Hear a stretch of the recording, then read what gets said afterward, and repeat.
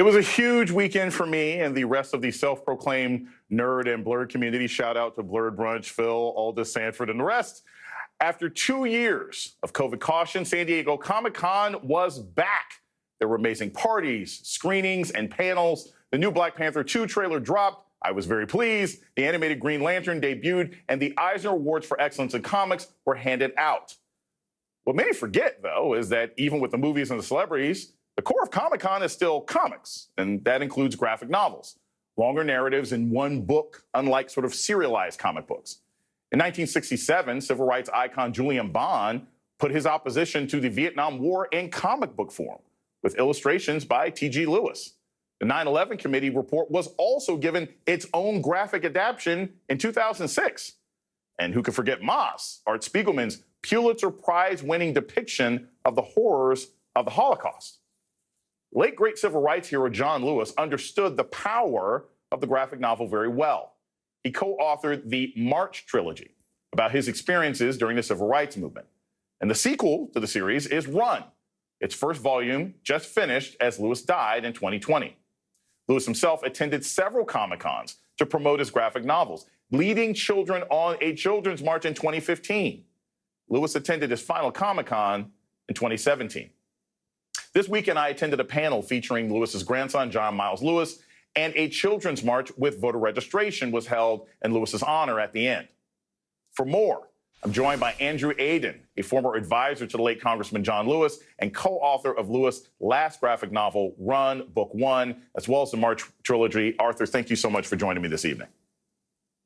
Thank you so much for having me, Jason. It's good to be with you. So I just wanted to point out, because I was at the panel, I thought it was fantastic, I thought it was moving.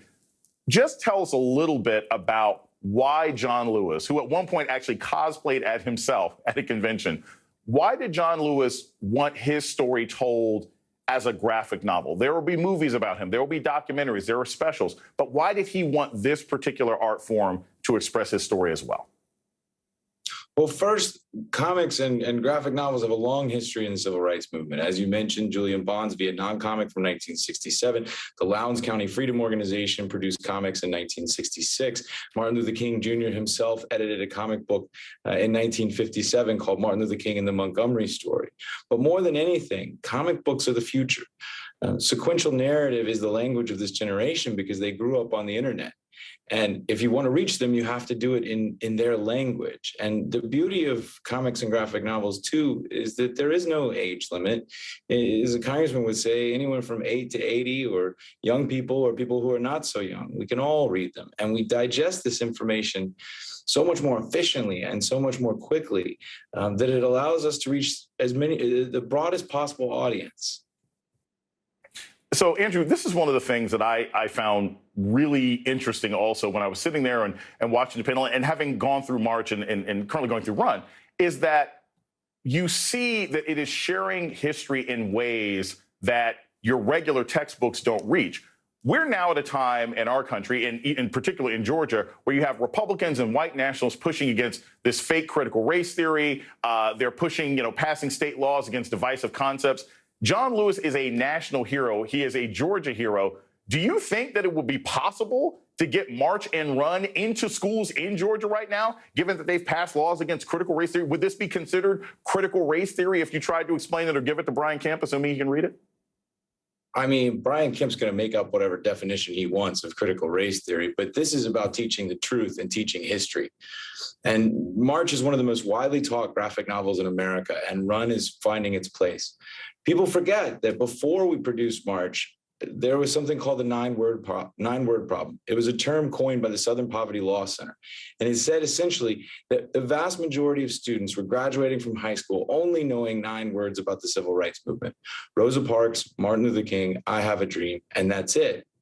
But in a single decade, March was able to fix that problem. And now we have the civil rights movement taught not just in history class and not just in social studies class, but in English classes and literature classes. Because as March was, Book 3 was the first graphic novel to win the National Book Award, and it won more literary awards from the American Library Association than any other book in its history. And now Run winning the Eisner Award on Friday night, it's continuing this tradition. And I think part of the reason that they have made up all of these problems, whether it's critical race theory or whatever they want to call it in education, is because these books are working. They're reaching students. I remember talking to Congressman Lewis after he saw the Black Lives Matter lettering painted in front of the White House.